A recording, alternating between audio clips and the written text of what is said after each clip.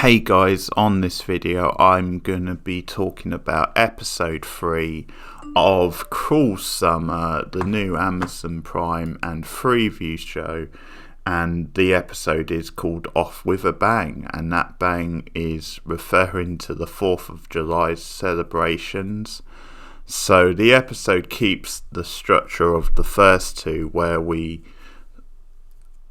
cover one day over 3 years. So in this case it's July the 4th over the 3 years of the show, 93, 94, 95. Interesting because it doesn't actually do that much with July the 4th as a concept, which I think with some of the other days that's been covered so far it sort of has. It's not really a big deal, I suppose.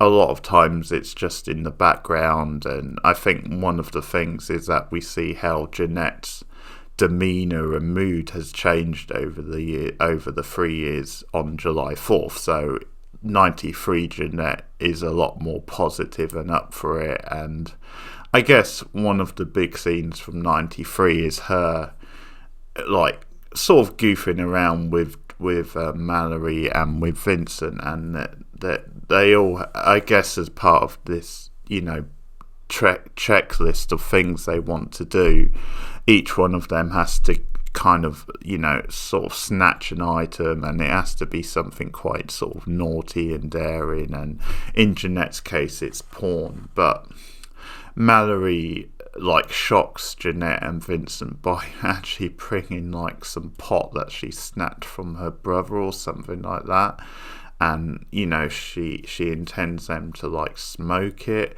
and this really freaks out both Jeanette and Vincent. And it's when Mallory is called home. Oh no, it's her mother's pot, of course, because this becomes an issue later when she finds out that Jeanette has chucked it away. This pisses her off because it turns out it's Mallory's mum's pot. So I think that's just something in starting to show the fractions in the tension between Mallory and Jeanette, which is obviously going to build in the future. So maybe just a little bit of character stuff which shows that they are quite combustible and they can rub each other up the wrong way, or then there are things from the past that Jeanette did to piss Mallory off, rightly or wrongly, and Vincent once again is the poor sod caught in the middle. But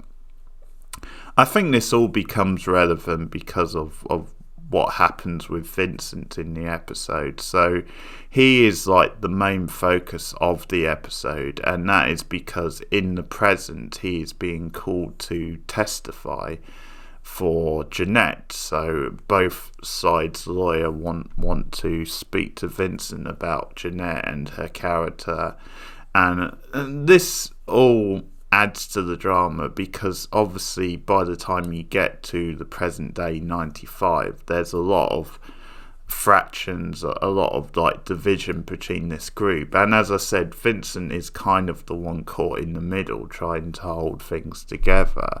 But at this point I guess his sort of relationship with Jeanette is a little bit of a grey area, but Vincent is the main focus, and we get some really good character stuff with him in this episode, which I think is really great. If it wasn't for the Vincent stuff, I think this episode actually wouldn't be that good. It is a lot of his character stuff and the drama with him and Jeanette is obviously important to the case. He's becoming one of my favourite characters on this show. But so we find out more about him. We find that, for example, he works in the local video store, which is really cool. That makes me love Vincent from the off, anyone who works in a video store.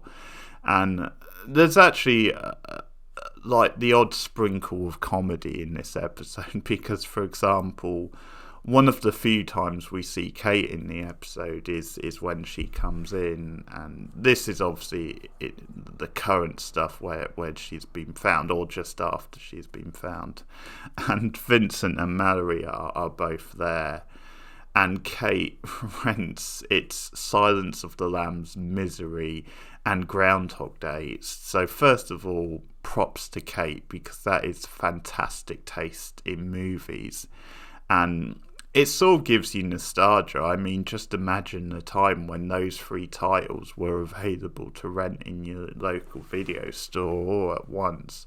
Come on, kids today just don't know they've been born. I mean, that would be such a treat. So I love that, but obviously this leads to a bit of a joke, because Vincent questions those picks, not because they're great movies, because obviously they are, but I sort of found it funny Kate adding, Groundhog Days for my dad, so the comedies for her dad, and the sort of intense depressing movies are for her, although Misery is very funny as well. But yeah, Vincent makes a point of saying, she chooses two movies when someone's kidnapped after she's just been found from being kidnapped. So that's a really great scene. He's like, well, shouldn't she want Care Bears and kind of fun things? So that's really funny. And Mallory's actually sticking up for Kate. Brilliant reveal for him in this episode, and the reveal, we see him talking on the phone at one point, which is now in the present, to this guy, and we don't know who it is at the time, and he's talking to him because he's nervous about giving evidence for Jeanette. He's not quite sure what to say. So at the time I'm thinking, is this going to be his dad or something? And later on we find out then it's, well, certainly a friend, but the way the episode goes and the reveal is it's a boyfriend, we find out that Vincent is actually gay. So when we're in 94, we see them go to a club together, to a party, and it's sort of revealed Vincent is gay. And this is a great reveal because, first of all, it definitely swerved us, because there was this suggestion previously that he had a thing for Jeanette, which, maybe he did. I mean, he could sort of be bi, but certainly I had no idea that he had feelings for men. And it's just a really nice reveal on so many levels, because when he's talking to the guy in the video store on the phone, which is in the present, we actually think it's just a relative who he's exchanged from or something like that. But it obviously adds to that scene, because we find out that Vincent and his boyfriend is now, maybe because of some of the stuff that's gone down with Jeanette, they've sort of, the boyfriend has broken it off with him. But it's a really nice and powerful scene when Vincent and his boyfriend go to this dance, and that's the other side of it. Then it's just, and he's not really as progressive as we are now when it comes to people being able to be open about their sexuality. So as it turns out, there is this safe place where gay couples can go to and be together. And it's sort of funny because the bartender at the club says to someone else, well, no, I can't serve them alcohol, but just let them be here, let them dance, because this is a safe space for them. So that's really cool and really nice, and it handles the whole thing very well. So it's good that we find out more about Vincent. But getting into the meat of his stuff with Jeanette, we keep, when it's jumping back and forth on July 4th night, we sort of keep seeing Jeanette go to the house of Martin Harris, returning to the house. And at one point in 93, she when she's looking around it, she finds his school yearbook. And this is sort of a way to get back into Mallory's good books, because she's obviously pissed with her for the pot incident. So she goes to Mallory with the book, and that kind of smooths things over with them. But then in the present, and it's sort of the night before Vincent is going to give testimony about her, he catches Jeanette in the house, and he's like, well, what the hell are you doing here, snooping about? And he asks her a question. I think first of all he asks her about the whole accusation against her from Kate, and she obviously denies it. But then he asks her, well, have you been to this house very often? And Jeanette is honest and says, yeah, I come here a lot. I'm just sort of obsessed with it. And we then cut to the next day when Vincent's being interviewed, and first of all he says, to the best of his knowledge, Jeanette has never lied about anything. We obviously grew up together. And then later on he's asked about the house, and to the best of your knowledge, has she been back to the house since that time? And he says, to the best of my knowledge, no. So we see that he still has at least an attachment to Jeanette and is willing to lie for her. So really strong stuff when it comes to Vincent in this episode. I think it really carries a lot of it. I think just a few other sort of tidbits. You don't get much from Kate. The only big thing you get from her is that at one point she sort of comes across Jeanette when they're both driving on the road, and Kate absolutely loses it. Like, she gets out of the car and demands that Jeanette come out and face her, and she just screams at her, and it's a well done scene because Jeanette's like just sweating and praying for the traffic lights to turn so she can drive off. And when they finally do and she leaves, Kate just goes crazy on her, just calls her sort of trash.